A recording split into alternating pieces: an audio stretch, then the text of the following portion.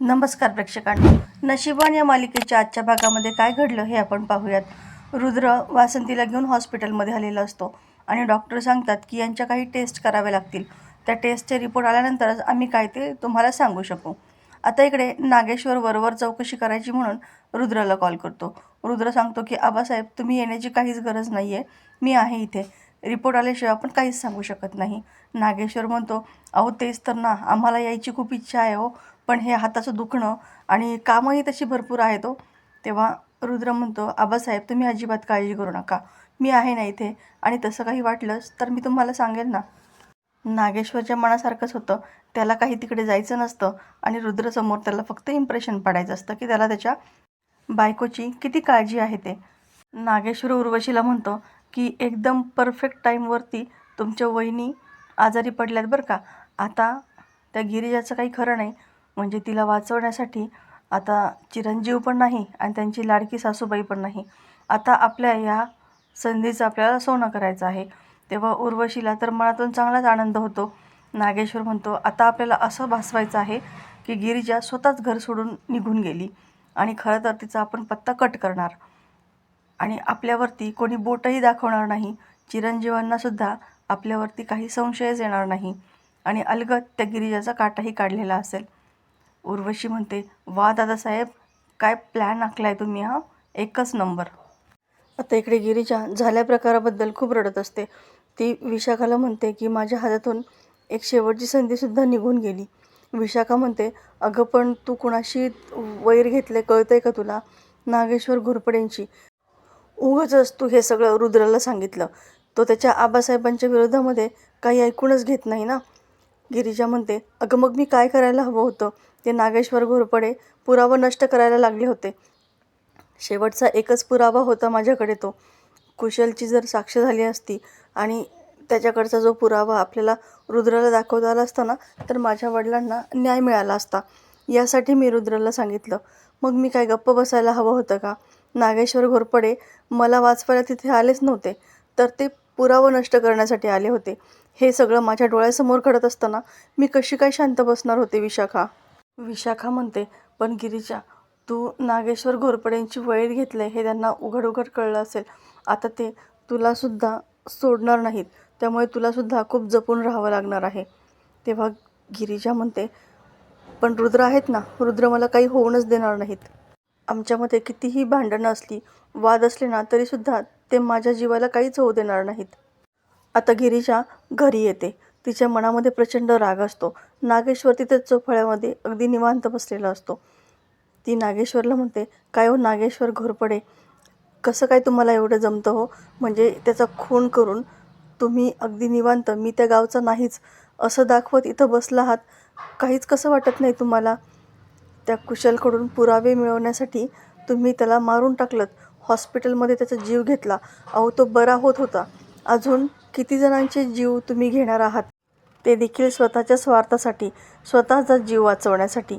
तेव्हा नागेश्वरला त्याने केलेल्या प्रत्येक वाईट कर्माची आठवण होऊ लागते. त्याला मागचे सगळे क्षण आठवू लागतात.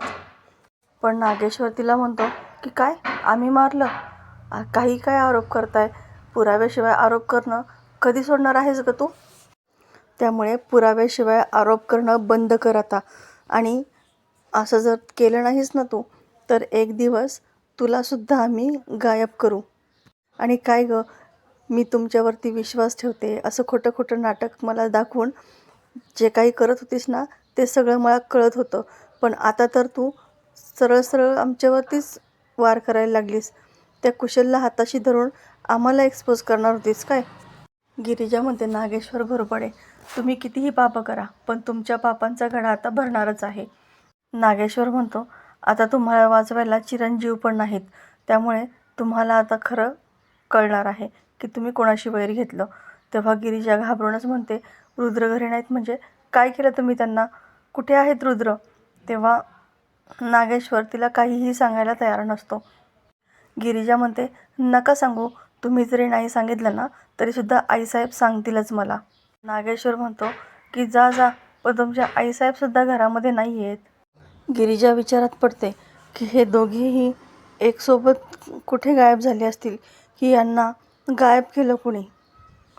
आता गिरीजा वासंतीच्या मोबाईलवरती फोन करू लागते, पण फोन काही लागत नाही. मग ती रुद्रला कॉल करते, पण रुद्र तिच्यावरती चिडलेला असतो. त्यामुळे तो तिचा फोन आलेला पाहून फोन कट करतो, मात्र फोन काही उचलतच नाही. आता गिरीजा मनातून प्रचंड घाबरलेली असते. रुद्र फोन का उचलत नाही हा प्रश्न तिला पडू लागतो आणि मला या सगळ्याची खबरबात कोण देईल असंही ती विचार करत असते. त्याच वेळेस सावी तिथं येते. सावी म्हणते की आज मावशीची जी अवस्था आहे ना ती तुझ्यामुळे झालेली आहे. रुद्र मावशींना घेऊन पुण्याला हॉस्पिटलला गेला आहे. उर्वशी म्हणते हिला काय कळणार आहे ग, पण ही तर बिझी होती तिच्या त्या मित्राचा जीव वाचवण्यामध्ये, पण घरामध्ये काय होतंय तिला काय माहिती आहे. आणि असंही नुसतं वरवर आई आई म्हणते, पण काळजी आहे का तिला वासंतीची? अजिबात नाही. तेव्हा गिरीजा खूपच मनातून घाबरते आणि आईंना काय झालंय, का बरं हॉस्पिटलमध्ये नेले त्यांना?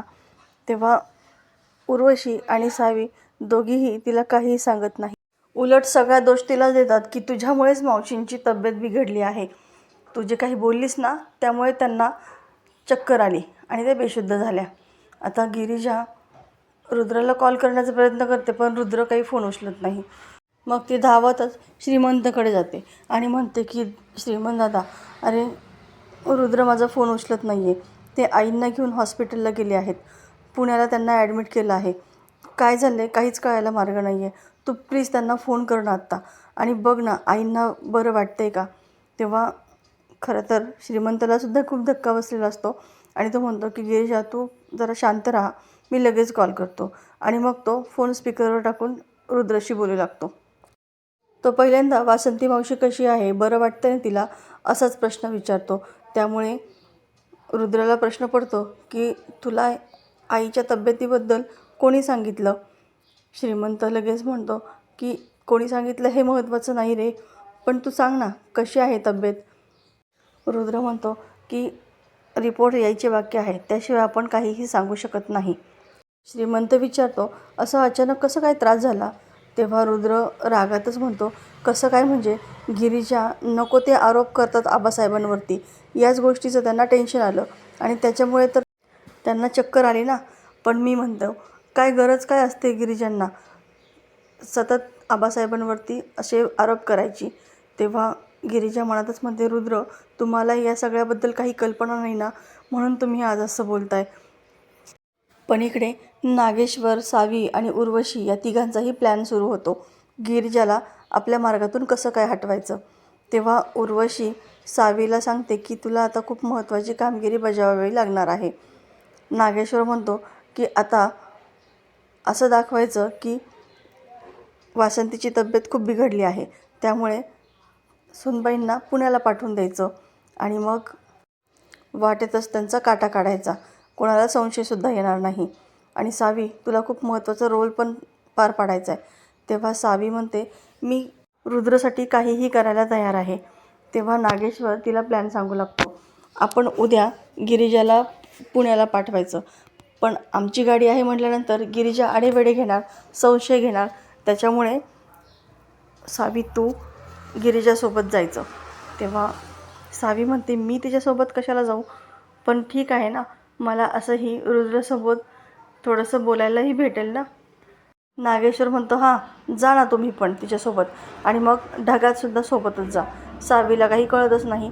तेव्हा नागेश्वर म्हणतो की आमची गाडी असल्यानंतर गिरिजा काही बसणार नाही, त्याच्यामुळे तुम्हीसुद्धा त्यांच्यासोबत जायचं आणि थोडंसं काही अंतरावरती गेल्यानंतर तुम्ही गाडीतून बाहेर उतरायचं.